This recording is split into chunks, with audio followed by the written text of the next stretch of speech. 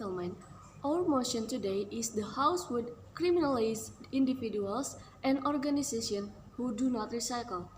I am, as affirmative team, absolutely agree with the motion, and this motion should be stand. As we know that Indonesia produces around 7 million tons of plastic waste every year. Total of 4 million tons of plastic waste is not managed properly, such as not being collected, dumped in open dump, or leaking from landfills. Rural areas produce a lot of plastic waste which is not managed properly due to the very limited level of waste collection.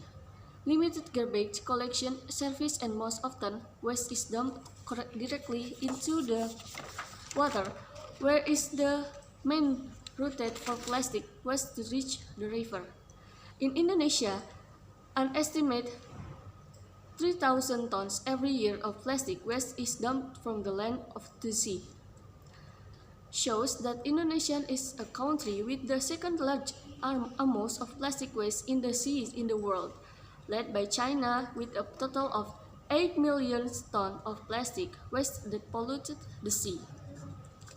This is due to the habit of life and culture of the people in Indonesia.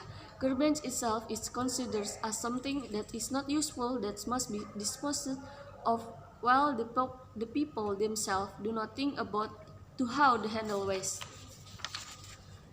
For other household needs, where is the polluted water is used to be humans. It can cause various diseases such as diarrhea, brain cell damage, hepatitis A, and other diseases.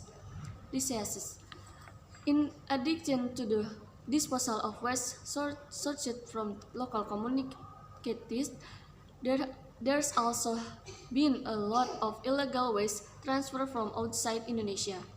So, on the sidelines of the Basel, Rotterdam, and Stockholm International Convention meeting regarding chemicals and waste, it was mentioned that the ban on the movement of waste from development countries to the development countries such as Indonesia as mentioned.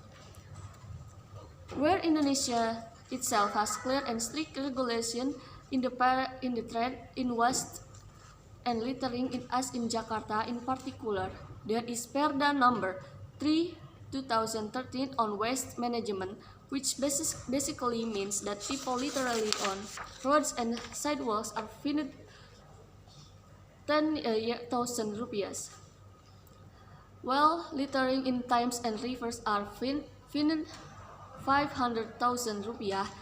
There are also heavy ones, such as in the Kulon Progo Regency Regional Regulation number 1 of 2013 concerning in the implementation of household waste management and waste similar to household waste.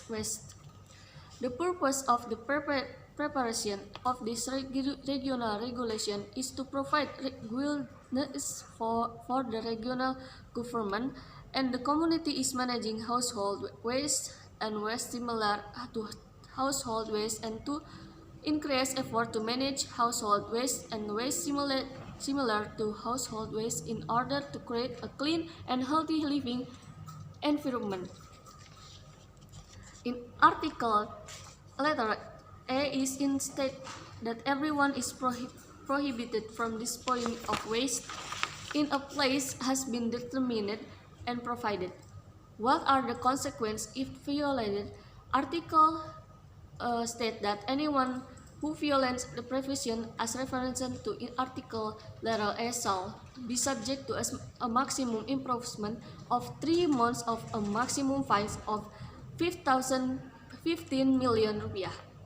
The local government can also provide incentives to non-governmental waste management groups, institutions, business entities, and individuals who report violation of the prohibition and stated in Article 13.2, including violence of Article 31. It is explained in Article 34.